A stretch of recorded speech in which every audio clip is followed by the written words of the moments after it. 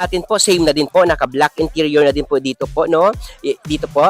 At and yes, of course po, naka-toto na din po dito po sa taas po natin. So, ito no, yun lang po pinagbinago niya ngayon sa 2026 natin po na year model po. So far, pag tinignan natin yung loob. May approval ka na ba sa ibang dealer? O mayroon ka ng reservation sa mga iba't ibang agent po at hindi ka pa kontento sa mga binigay nila na discounted, freebies at hindi pa maayos yung usapan nyo? Nako, try nyo po sa akin. Tawagan nyo ako. Andito sa monitor yung number ko. Baka ako na po yung hinahanap nyo po na makabigay sa lahat ng gusto mo. Okay? So ayan no, sabi ko nga, may approval ka na. Ita-transfer na natin yan dito sa akin dahil ako na bahala magbigay sa inyo ng bonggang discounted. Tawagan mo ako. Bilis! Good morning sa lahat ng mga viewers ko dyan, no? So, ayan. So, ipakilala ko lang yung pangalan ko. Sa mga hindi pa po nakakilala or madadaanan po ng video ko na ito po, no? So, sa lahat po. So, ako si Ramel Gonzalez, Suzuki Sales Manager, Auto Caloocan Brand. So, ayan, no? 17 years na ako dito sa dealer namin. So, kung ikaw naghahanap po ng sasakyan na mura, matipid sa gasolina, at sabi ko nga, no, sasakyan talaga na makakatulong sa'yo. At syempre, sabi ko nga na talagang may warrantable talaga. So ito, sa lahat po, i-demo ko sa inyo po yung pinakabago at pinaka-latest natin na all-new Suzuki XL7 Hybrid 2026 year model. So ito na guys, wala pang ito, Suzuki XL7 natin, i-demo ko sa inyo po. Gray color po yung i-demo natin ngayon sa inyo, no? So ito, may nagtatanong, no, Ramel, bakit may 2026 na 2025 pa lang ngayon? So ito, sabi ko nga, hindi pa tapos ang 2025, mayroon na po tayo 2026 po. So ito guys, no, itong itsura po ng 2026 natin na Suzuki XL7 Hybrid po. So kung nakita nyo, no, pinagkaiba na po, naka-black color na po yung ano natin, no? Naka-black color na po yung mag wheels niya po. And yes, of course. And sabi ko nga, so ito, same pa din dito pag nakikita nyo po. Even though po, naka-black na din po lahat po. So ito, ang kagandahan po ng ano po, ang kagandahan po ng Suzuki XL7 natin po, napakataas po ng ground clearance. So ibig sabihin, kahit po mayroon po tayong mabaha na matataas and ano pa din siya talaga talagang kasi sabi ko nga palagi, kagandahan guys, pag sasakyan mo mataas yung ground clearance, hindi natin alam lagi po pag umuulan. So ito, nakakaano na siya agad, passable pa po lahat po, no? So ito din, iano din natin po, no, pag nakita yun din po ang pagkaiba niya din po doon sa 2025, minimal lang naman po ang changes nila po. Una-una po, mga change lang naman pag sinabi mo dito, naka-body color po. Ito kasi yung pinakamura po na Suzuki XL7 natin. Kasi meron tayong dalawang klase na Suzuki XL7. Suzuki XL7 natin na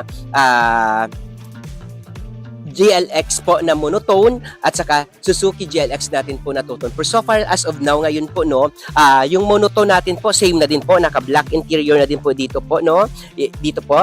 At and yes, of course po, naka-toto na din po dito po sa taas po natin. So ito, no, yun lang po pinagbinago niya ngayon sa 2026 natin po na year model po. So far, pag tinignan natin yung loob, tignan natin po yung loob po ng Suzuki natin na XL7 po. So ito guys, yung Suzuki XL7 natin. So ito po yung loob po ng Suzuki XL7 natin po na pwede nyo po, no. So ito po, naka 9 inches na din po yung ano natin po, no. Yung monitor po natin, naka 10 inches monitor. And yes, of course po, no, ito din, sabi ko nga, Suzuki XL7 natin is sa pinakamabili at mabenta ngayon po sa market po natin po. So ayun. So pag gusto nyo naman po guys, mag-test drive po ng Suzuki XL7 natin, may available po tayong test drive dito sa Suzuki Auto Caloocan, o di kaya puntahan nyo po ako sa Suzuki Auto Caloocan dahil ako na po bahala mag-assist po sa inyo po. Okay? So iikot ko lang sa inyo po yung ano, no, yung itsura, kung ano po yung mayroon po sa Suzuki XL7 natin para po makita nyo po. Okay? Dahan-dahan mo lang buksan ka na. Kaya po natin po guys no. So ito po yung itsura po ng Suzuki XL7 natin. So as the same, pag nakita po naka-black na po dito and po yung dito din po sa likod niya po. Pag nakita niyo po no, ayan. So ganyan kaganda po yung Suzuki XL7 po natin po. So ayan guys, no, so sa lahat na gusto po bumili po ng Suzuki cars or Suzuki XL7 po. So puntahan niyo lang po ako dito sa Suzuki Auto Caloocan branch dahil ako na po bahala magbigay po sa inyo ng pinakamagandang deal, pinaka-the best na deal at madaming freebies po. Okay? So ayan o, ano po bang kailangan natin po? Pag cash naman po, kailangan naman po natin pag cash, kailangan ko lang po ng one valid ID sa po bayad. Ganun na naman kadali. Pag utang naman po, ako na po bahala mag-asikaso sa inyo. Dahil po, sabi ko nga, mayroon po tayong sa mga walang approval, sa nahihirapan ma-approve, sa mga kulang yung mga requirements or ano pa mga needed dyan, try natin. Try nyo ako i-contact. Nasa monitor nyo po yung number ko po, 0915-907-9878 po. Ulitin ko, 0915-907-9878 po. Try nyo po. Malayo naman baka ma-aprubahan po. Malayo naman po, matulungan ko po kayo. And yes, of course, matulungan nyo din po ako dahil nagkaroon pa ako ng benta po. Okay? So, ayan lang, napakadali lang naman. Ayusin natin. I-process natin. Asikasuhin ko po kayo. Okay? Ulitin ko, pag OFW po, kailangan na po natin ng 2 valid ID, 3 months na proof of remittance na nagpapadala po talaga kayo ng pera dito sa Pilipinas o pag walang remittance po, 3 months po na bank statement po, okay?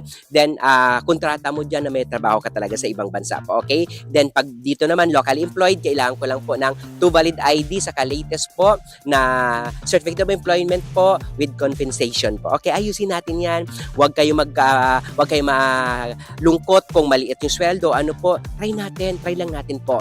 And then, ako naman trabaho ko bilang sales manager, aayusin natin yan.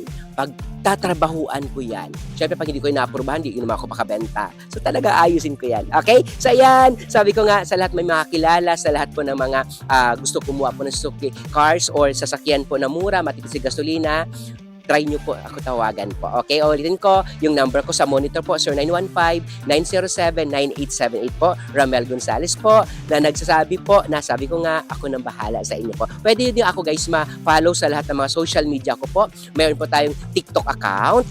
Kung anong pangalan ko sa YouTube po na Ramel Gonzales, RAMMEL-GONCELES po. Ramel Gonzales. Meron tayong TikTok account, Instagram, Facebook pages, and Facebook ko din po na personal na Ramel Gonzales. Profile picture ko, ano nakita yun na itsura, yun po yung profile picture ko po. Okay? So, ayan. Huwag nyo po kalimutan po i-share sa mga kaibigan nyo po na mayroon po tayong benebenta po, na mayroon kayong nakipanood na Ramel Gonzales na mabilis po katransaksyon, maayos kausap, at ibigay ko anong pwede natin ibigay sa inyo po. No? Ramel Gonzales na nagsasabi na, bye!